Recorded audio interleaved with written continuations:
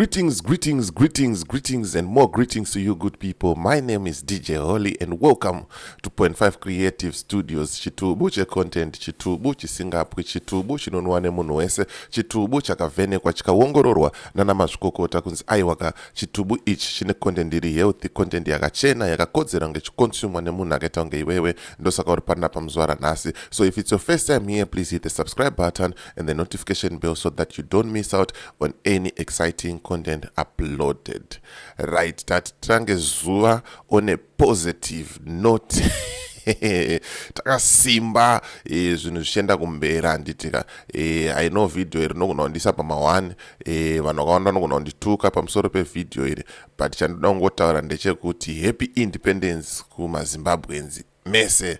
Happy independence. And ndo ndataura futi kuti mapurisa ma-CID zvamanje vanhu ivavo vari kushanda, and they deserve kuwedzerwa mari, and they deserve kubhadharwa in US dollars. Ndinodaro zvisvisei kwamuri kuda kuti zvisvike, but mabatiro avari kuita basa soka ma1. Panapa ndine clip randinaro randatora paZBC News randoda kuti ndikuratidzei kuti muone kuti mapurisa ari kuchimhanya. Kana usati wakambobirwa at gunpoint, kana usati wakambobirwa muupenyu hwako hwese, unogona kusaunderstanda clip irinoiri. But kana wakabirwa uchinzwa kuti mbavha dzako dzabatwa, unogona kufara. Saka tisingatambise nguva, ndiri kuti kana une business raunaro rauda kushambadzirwa, ndibate namba dzangu dziri pasi apa. Kana une nyaya yaunayo yauda kundipa kuti ndidzifambire nyaya idzodzo, ndibate futi pasame number handitika. Saka zvamanje toda kuti tione mbavha dzabatwa dzaita ma-armed robbery muZimbabwe. Vabatwa vari 9 vakomana vaishungurudza vachirobha vakapakata pfuti. Iwe unenge washanda baba, washanda zvekushanda zvazviyongo, munongoya nepfuti omva kuti hanzi ndipe mari yako, unza foni yako. Anojairira baba. Saka iwa enough respect to CID, enough respect kumapurisa. Handizoziva kuti traffic ari kushanda sei, but mamwe aya crime aya, aiwa enough respect. Aiwa ngawawedzerwe mari vakomana. Svitsai chichemo kumusoro vapiwe mari. Rega tipinde muvideo. Ngavapiwe mari vakomana iwavo. The armed robbery suspects are Innocent Chawaguta, Tafadzwa Charute, Owen Mbai, Promise Musa, Tapiwa Chigwaze, Winston Matizanadzo, Kamuriwo Madziwaona, Farai Chauke, and Simbarache Vajure. The gang is linked to 5 armed robbery cases, which include the one which occurred in East Harare, where more than 140,000 United States dollars vanished in 2022 after they allegedly tied the private security officers who were manning JP Security Company premises. The gang also stands accused of robbing a certain safe station of more than 1,000 United States dollars after they threatened to shoot the safe station attendant before they tied him with a rope and force-marched him into a separate room where they locked him up. The gang was arrested on the 14th of this month after one of the complainants switched on his mobile tracker, leading to one Melody Mudzimurema, who is believed to be Chawaguta's girlfriend. Upon being quizzed, right, unoona madhiri ese paanongonodhakwira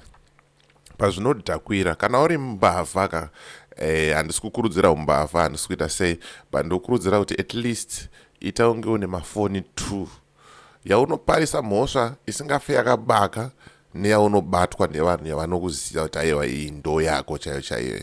Manje uyu akazoitawo chitsaga akubatidzawo foni achida kufonerawo girlfriend, pamwe aida kutoenda kumafaro kwamashwede akubatidza foni akumva abatwa manje.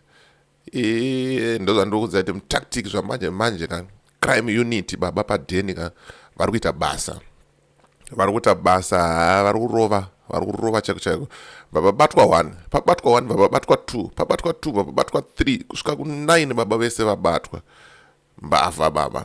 Untaura kuti ava kusikugona basa ere kuti vakomana. Aiwa, they deserve more US dollars and more ziggies. Ngavapiwe mari vakomana vari kusenza. Saka usaite unubu uchiwanza uchiita sei uchibira vanhu uchifunga kuti wakangwara, unobatwa baba, unobatwa. allegedly implicated Chawaguta, who then implicated other suspects. ZRP National Spokesperson Assistant Commissioner Ponyat warned would-be offenders that the police will not fold their hands in the fight against armed robbery cases in the country. The suspects are clearing 5 armed robbery cases initially, but I want to assure Zimbabweans that as investigations continue, more cases in which these suspects were involved are going to be reviewed. So definitely we are saying there is no going back in the fight against armed robbery cases in the country. The position of the security services, which include the Zimbabwe Republic Police, National Army and others, has been that anyone involved in criminal activities will be dealt with in terms of the country's laws. So I want to assure Zimbabweans that all robbery cases will be investigated professionally, and if the identity of the suspects is reviewed, definitely the public would know. The suspects have since appeared at the Harare Magistrates Court this Tuesday, where they were remanded in custody to the 2nd of next month. Peter Chivima, ZBC News, Harare. Right, mazvionera mhesva mukono kandai mujeri vanoda kudzorera nyika kumashure vachibira vamwe kandai mujeri vanofanira kusungwa vanhu ivavo. Saka ndo video clip randa ndichimhanya naro zvamanje manje ndichitaura kuti aiwa polisi aiwa very good job ramuri kuita, is a job well done. ZRP police, CID, homicide vese vari kuchimhanya kwanisiri kuziva hangu kutraffic nekuti musi unoyu pana akarohwa kutraffic abata steering mushikashika uchifamba, mota yakanopinda mujuraho akaputiswa baba akarohwa.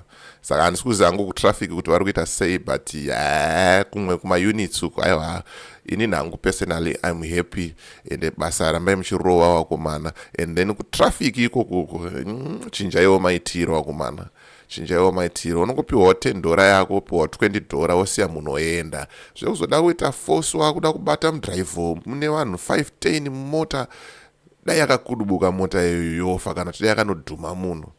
Saka hatikurudzire zvedu mhirishonga, but mawindiwo musanyanye unhubu hauna kunaka. Chingobhadharewo chioko muhomwe, hatikurudzire chioko muhomwe, but ndo zviripo zvamanje manje. Chingobhadharewo chioko muhomwe ungoti mukuru inwai drink, mukuru osara chinwawo drink. Iyo mukuru kana wapiwawo chioko muhomwe usati shoma, ndo inenge iripo panguva iyoyo. Panapo pachitubu tunotaura zvinhu zviri riwo, hatiyo tiri kunyeberai. Mapurisa ari kupiwa chioko muhomwe, mawindi ari kubhadhara chioko muhomwe. Saka ngatisazoregedzai kuramba tichiita noise tichibata mudrive tichitsoma vanhu tichimhanyisana nevanhu, tinoisa upenyu hwevanhu vakawanda panjodzi. But haisiro nyaya yatiri kufambira zvedu. Nyaya yedu ndeyekuti ZRP police machimhanya wakomana, you deserve kuwedzerwa mari, ma-US dollar. Tichataura nevakuru kuti muite sei muwedzerwe mari. Mhesva mukono idzi ngadzisungwe ende kutraffic uku wakomana chinjai maitiro munorohwa futi. Saka ndo nyaya yandoita sei yandiri kufambira zvamanje manje. As for me, DJ Holly and the rest of the crew behind the scenes, enjoy independence 44 years kuzvitonga kuzere.